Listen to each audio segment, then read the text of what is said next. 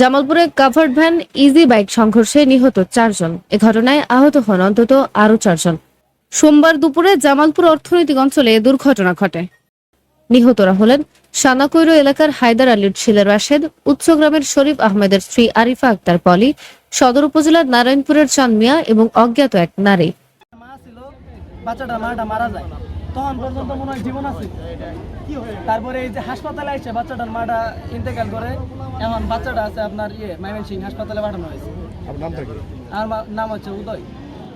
বর্তমান ছিল না, এটা আসলে দুঃখজনক। এই যে অ্যাক্সিডেন্টটা হয়েছে এটার আসলে পদক্ষেপ নেওয়ার খুবই দরকার।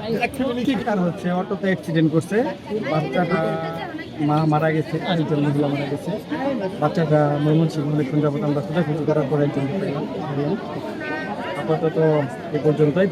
থানা উপজেলা আমরা বিস্তারিত ঠিকানা পেলাম।